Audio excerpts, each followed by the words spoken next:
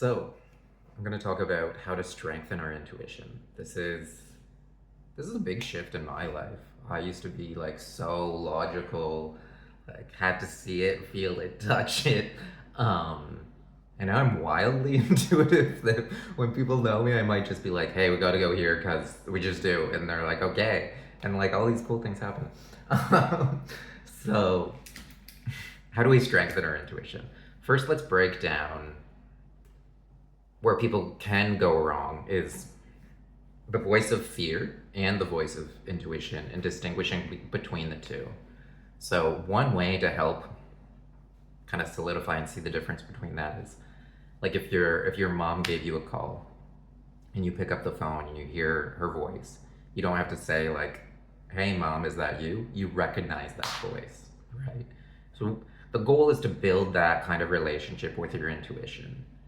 And same with the voice of fear. If we can recognize that voice of fear, or like, oh, I'm doing this, I'm really leaning into growth, and then you hear that voice, it's like you can be a little suspicious. This is the, this is the environment where fear likes to hang out.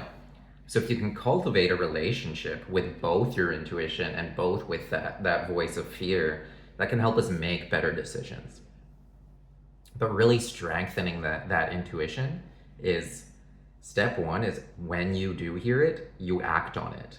It's like a muscle that you work out. If you were constantly I don't want to say that. If you had a friend and you were guiding them and you told them something and then they didn't do it, maybe a kid, maybe that's a better analogy. Say you had a kid and you're like, "Hey, don't put your hand on the stove," and they burn it and they do. And then you're like, "Hey, don't put your hand on the stove," and then they do and it burns, and they keep doing that. Eventually you're gonna wear thin and just be like, "Okay, just do your thing," right? Like we want to respect and honor that we are hearing that and acting on it. Not just from that analogy that I used there, but we're also telling ourselves that when we act from it, we're showing ourselves that we value the voice of intuition. We have these habits of way of being, and we're shifting that into, hey, instead of me just living here, I'm gonna shift it more into my intuition. So acting on it, and to really amplify that, a concept that's really served me is speed of integration. How quickly between me getting an intuitive nudge can I act on it?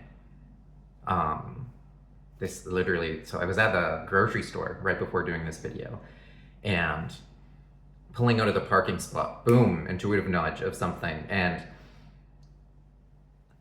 to solidify this, my brother was involved. So it was for a plan to make this like, hey, it feels really important to have this celebration coming up, blah, blah, blah, blah, blah, and speak to it. So as in the parking lot, I backed out, and then that boom came, and I just left the car where it was. I wasn't blocking anyone or anything like this, but it wasn't like, oh, I'll do that once I get back or this or that. It was just like, no, this is the moment, okay, this is fine, I'm safe, pull out my phone, get that message done, and then continue. That's what we're talking about, speed of integration. I saw this really powerfully at an event where I was speaking to one of the presenters at the event, and he said, again, obviously from intuition, he was like, "Hey, I'm looking for a book. Do you have any recommendations?" I'm like, "Yeah, actually." And I mentioned this book, pulled out his phone, he pulled up Amazon, he said, "Is it this one?" And then ordered it, and that was it. There's two things coming from there. One, highly respecting his intuition. Two, no thought energy is going to waste. It's not like he doesn't have to, like, that action can be done in that minute, as opposed to like going home and then thinking of it and then doing like it's so much more efficient. You can, if we think we have a limited amount of thought energy in a day, he's making the most of it in that situation. So where are we? We're at acting on the intuition right away, cultivating a relationship with what that intuition sounds like, and Also, this expectation, we're not going to see how it plays out all the time. We can amplify and celebrate when it does. There are times we act from our intuition and we get the blessing of seeing, like, wow, that served me so well. But lots of times we don't get that, right? Maybe you're feeling it into, you're driving, you're like, you normally take a left and you're like, you know what? I think like it just feels like going straight and taking the next left. Maybe you save yourself from being in a car accident, right? And you don't get the blessing of seeing. I mean, you get the blessing of not being in the car accident, but you don't get to see how that actually all played out. So, when we honor that feeling that we've cultivated a relationship with and act on it without needing to see why, without giving ourselves permission to not have our mind grab onto that wheel and have to like analyze it and decide if that was right or wrong. It's just, this is my voice of intuition. I acted on it. Story's over. So test that out. And yeah,